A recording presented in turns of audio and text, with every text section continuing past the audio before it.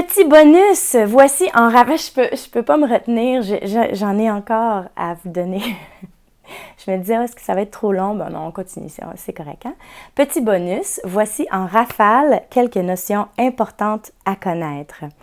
C'est vraiment en rafale. Je ne vais pas nécessairement déballer tout ça, mais ça vous donne une idée sur le cadre qu'on est en train de placer dans le programme de formation et sur la richesse là, de tout ce qu'on peut apprendre sur le cheval qui fait qu'on peut comprendre réellement ce qu'il motive, ce dont il a besoin, ce qu'il communique et ce dont il va avoir besoin pour passer de l'autre côté du miroir et se sentir complètement bien dans sa peau et dans sa tête. Le toucher est le sens le moins important pour le cheval.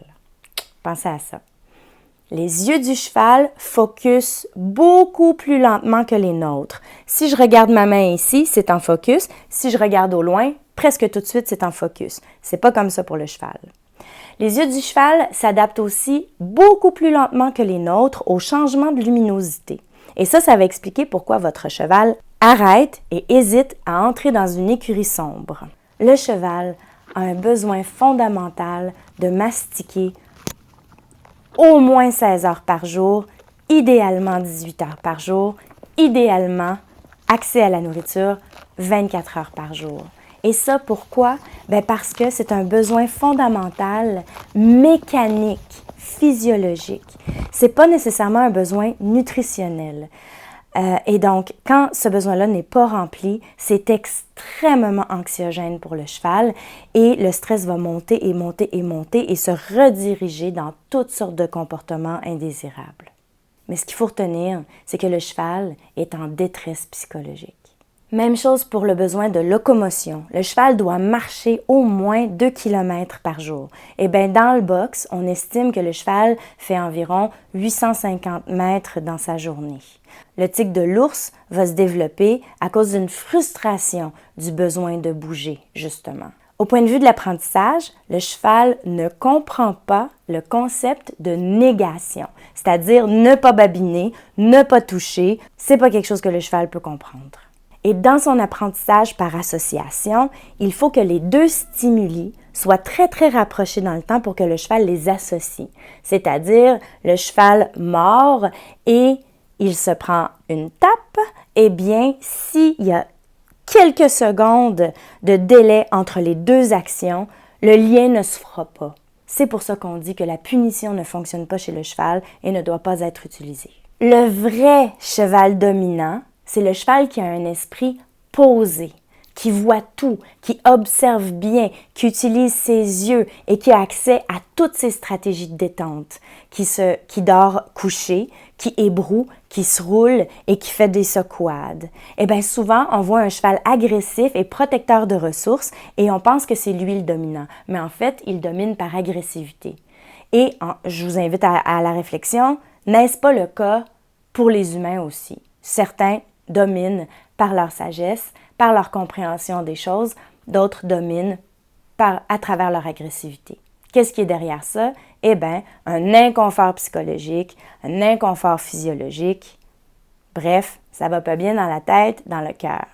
Le sommeil réparateur, c'est le sommeil couché. Le sommeil debout est important, mais il n'offre pas la reconstruction du système nerveux aussi profondément que le sommeil debout. Et quand on est dans un état de manque de sommeil, eh bien, nos fonctions mentales, nos fonctions cognitives, c'est-à-dire le bon fonctionnement de nos facultés de réfléchir, sont compromises. Ce que vous allez apprendre dans le programme de formation, eh bien, ce sont tous les aspects du cheval. Vous allez acquérir une réelle compréhension de la dynamique du troupeau et vous allez connaître les gestes à poser pour devenir un réel leader pour votre cheval. Parce que vous allez comprendre de l'intérieur comment il voit le monde, ce dont il a besoin et les techniques qui fonctionnent avec lui. Imaginez regarder les chevaux en troupeau et comprendre de A à Z les conversations qu'ils ont entre eux.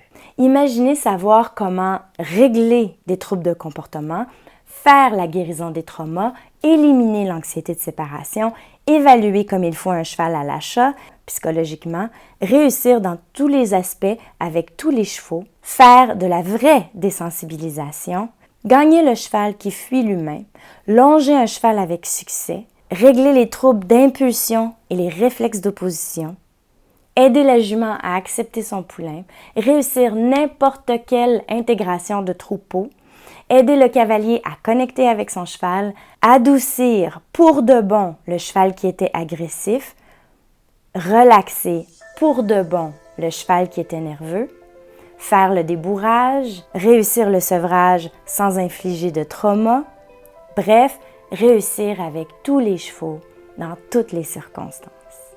Imaginez apprendre à bien utiliser vos yeux, votre respiration, votre posture, vos mains, vos outils, votre énergie et entrer en conversation avec le cheval.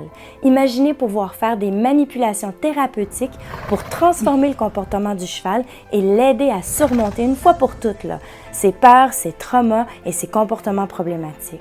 Eh bien, cessez de rêver, suivez le programme de formation, perfectionnez vos méthodes de travail avec le cheval et développez une connexion comme très peu en ont avec leurs chevaux. Nous sommes à l'ère d'un changement majeur dans le monde équestre. Cette formation en psychologie et comportement équin est la plus complète qui soit sur le marché. 2 choix s'offrent à vous. Le programme de formation comprend 12 modules et le programme de certification comprend 6 modules de plus, donc un total de 18 modules. Et avec la certification, vous allez pouvoir lancer votre carrière d'intervenant en comportement équin. Si vous faites le programme de 12 modules, eh bien, vous pouvez à n'importe quel moment payer la différence et décider de rejoindre le programme de certification.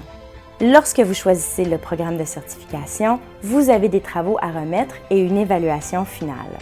Vous allez devoir répondre à des quiz et vous allez devoir vous filmer en action en appliquant les techniques avec votre cheval. Il y a même plusieurs modules qui vont vous donner tout ce dont vous avez besoin pour réussir dans votre nouvelle carrière. Je vous déballe vraiment tous les secrets du métier. Dans les 2 cas, vous progressez à votre rythme et absolument selon votre horaire. Pour appuyer votre évolution, je fais un Zoom en direct à toutes les 2 semaines. Vous pouvez poser vos questions et envoyer vos vidéos. Vous pourrez aussi revisionner l'enregistrement du Zoom à votre convenance. En appliquant vos nouvelles connaissances et vos nouvelles techniques, votre cheval va radicalement se transformer. La nervosité et l'agressivité, ce ne sont pas des traits de personnalité. Comme chez l'humain, ce sont des réponses au stress. Vous y êtes. Le cheval vous attend. Et comme pour le reste de sa vie en domestication, eh bien, il n'en tient qu'à vous. Sur la page psychologieducheval.com, descendez et trouvez le bouton pour acheter la formation ou pour booker un appel avec moi. Là-dessus, je vous laisse. On se voit de l'autre côté dans le programme de formation et que le cheval soit avec vous.